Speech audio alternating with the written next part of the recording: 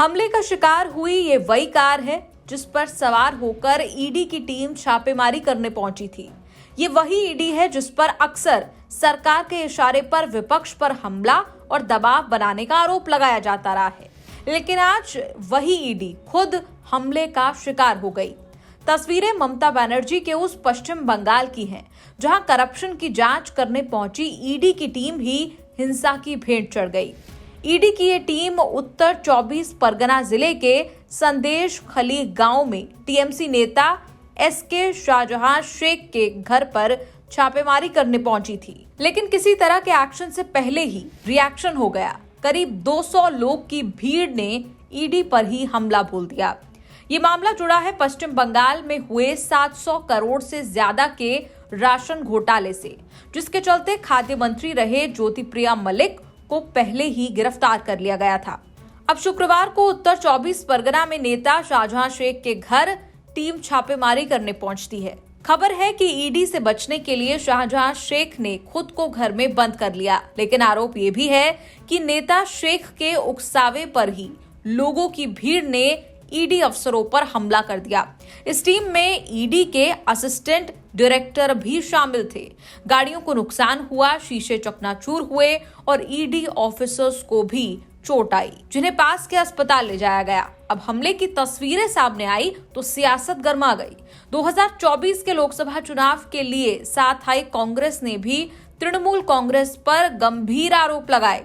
अधीर रंजन ने तो ममता बनर्जी सरकार पर आरोपों की बौछार कर दी और ये तक कह दिया कि कल ईडी अधिकारियों की हत्या हो जाए तो भी हैरानी की बात नहीं होगी।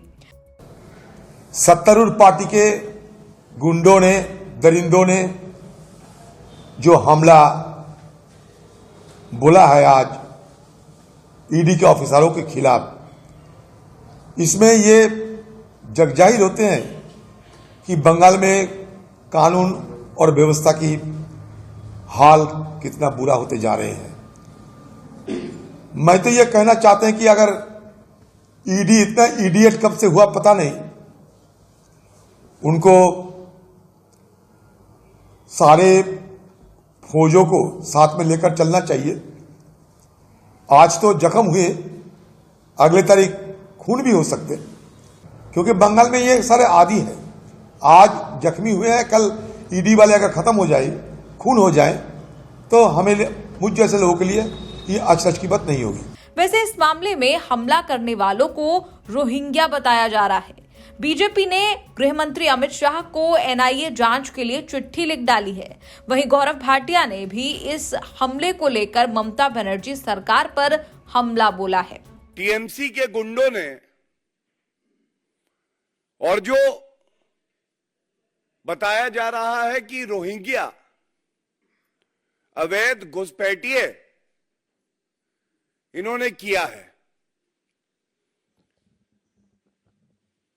ये शर्मनाक तो है ही कि बंगाल ममता बनर्जी के नाक के नीचे जंगल राज का पर्याय बन चुका है। हम ये बात बार बार उठाते हैं। पश्चिम बंगाल में अराजकता की पराकाष्ठा हो गई, गुंडागर्दी चरम सीमा पर है। आप सोचिए, जो इंडी अलायंस के घटक दल एक साथ आने की बात करते हैं, जब अति हो जाती है तो वो क्या कहते हैं, मैं पढ़ देता हूं। अधीर रंजन चौधरी, ये तो वरिष्ठ नेता हैं, पश्चिम बंगाल से आते हैं कांग्रेस पार्टी के। इन्होंने आज कहा है सत्तारूढ़ पार्टी के गुंडों ने ईडी अधिकारियों पर जो हमले किए, इससे यह स्पष्ट होता है कि राज्य में कानून व्यवस्था का हाल बुरा होता जा रहा है। अब देखना है कि इस मामले का असर क्या पश्चिम बंगाल के बाहर इंडिया अलायंस पर भी देखने को मिलेगा।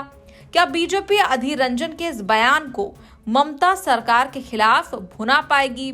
यहाँ ये जानना जरूरी है कि ममता बनर्जी अक्सर केंद्र सरकार को जांच एजेंसियों के गलत इस्तेमाल के लिए घेरती आई हैं। पश्चिम बंगाल में सीबीआई को भी आसानी से कार्रवाई की इजाजत नहीं मिलती। ऐसे में सीएम ममता का घिरना लाजमी है और धीरे धीरे ये सियासत भी हाई होती जा रही है। हालांकि ये पहली बार नहीं है जब छापेमारी करने पहुंची ईडी की टीम पर हमला हुआ हो। इससे पहले राजस्थान और तमिलनाडु में भी इस तरह की तस्वीरें सामने आ चुकी हैं। न्यूज़ तक ब्यूरो।